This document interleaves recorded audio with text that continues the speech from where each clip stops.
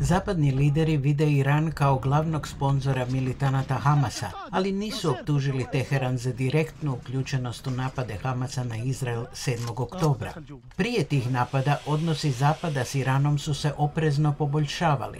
U septembru Sjedinjene države su dogovorile s Iranom oslobađanje zatvorenika u zamjenu za odmrzavanje $6 milijardi iranske imovine. Taj je novac sada opet zamrznut.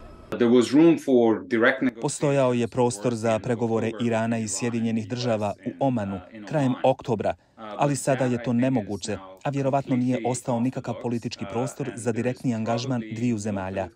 Razgovori u Beču o oživljavanju iranskog nuklearnog sporazuma iz 2015. zapeli su prošle godine, mada nijedna strana nije rekla da su službeno završili. Sjedinjene države su se povukle iz tog sporazuma 2018. a Iran ga se uskoro nakon toga prestao pridržavati.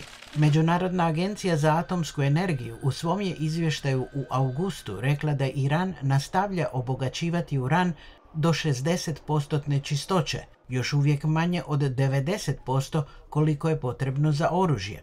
Iran je uklonio opremu te agencije za monitoring i blokirao njene inspektore od dolaska u zemlju. U sklopu deeskalatornog razumijevanja između Irana i Sjedinjenih država, Teheran je prestao akumulirati dodatni uran obogaćen do 60%. To se sada može promijeniti s obzirom na rastuće napetosti između dvije strane. Iranu treba manje od sedmice da obogati dovoljno urana za jednu nuklearnu bombu. Zato je to doslovno tempirana bomba i treba naći rješenje na jedan ili drugi način da se obuzdaju iranske nuklearne aktivnosti. No, po nekima u Međunarodnoj agenciji za atomsku energiju nema korelacije između rata Izraela protiv Hamasa i iranskog nuklearnog programa. Još nema dokaza da Iran razmatra da odustane od svojih temeljnih obaveza prema sporazumu o nuklearnoj neproliferaciji, što znači da se suzdrži od proizvodnje nuklearnih oružja. Hoće li možda Iran koristiti svoj nuklearni program kao argument protiv Zapada? Mogu misliti da bi ga koristili kao sredstvo ucjene, ali bez da se u stvari prestanu pridržavati sporazuma.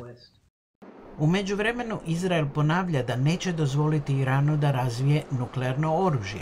Vjeruje se da Izrael posjeduje nuklearno oružje, ali nikad nije dozvolio pristup inspektorima Međunarodne agencije za atomsku energiju.